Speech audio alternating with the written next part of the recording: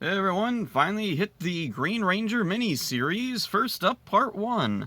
This episode has far more extensive alteration than the previous. It's mostly text effects and occasional backgrounds. Some of the more creative text effects are surprisingly in Japanese. Oh, is this foreshadowing samurai coming up? Symbol power before symbol power. Plot of this episode is pretty simple. This is the introduction of Tommy. He's a competitor at a martial arts event and ties against Jason. Rita sees this and decides he's the one who'll receive the powers of the Green Ranger. Tommy is captured and brainwashed by Rita and proceeds to invade and disable the command center.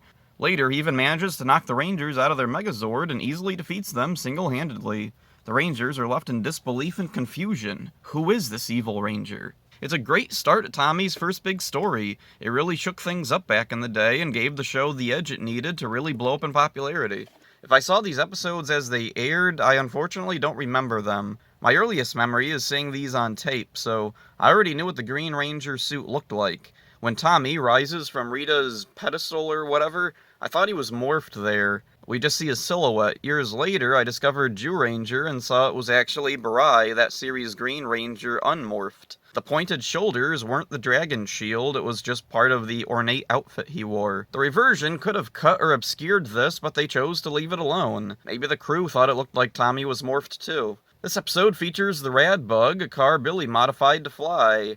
At first, this just seems like common MMPR silliness that won't stick around past these early episodes, but for whatever reason, the Rad Bug was incredibly popular and stuck around for a while. In comics especially, the Rad Bug has had an afterlife. It even got turned into a monster once. When the Rangers call the Zords, they're accompanied by new graphic effects. They're not much more impressive or anything, but it's nice to see some variety.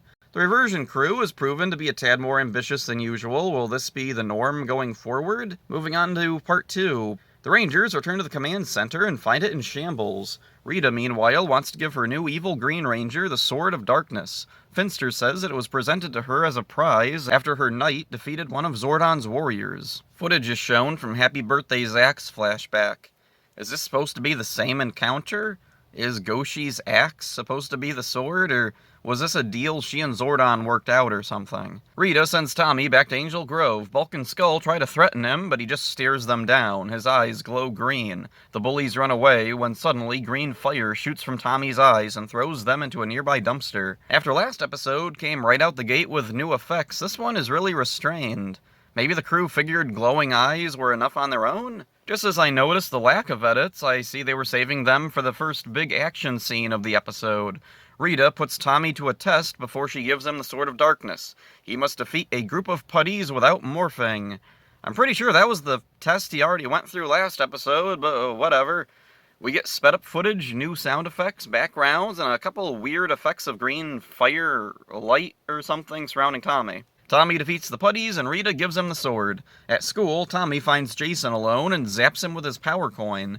Jason is teleported away, and here's probably the most well-known effect from this series. A big text effect pops up over Jason that says, "Betrayed," and an image of the Rangers pops up next to Tommy and a red X streaks across Jason.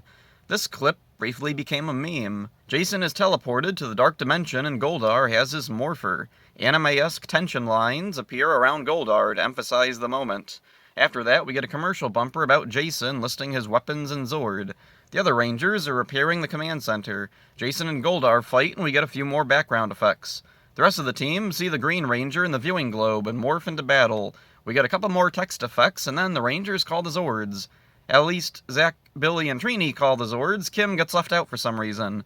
They proceed to attack Tommy with the Megazord. I guess since Zordon isn't around, Zach figures the never escalate a battle rule doesn't apply. I think this is the first instance of the Rangers forming the Megazord without one of their members.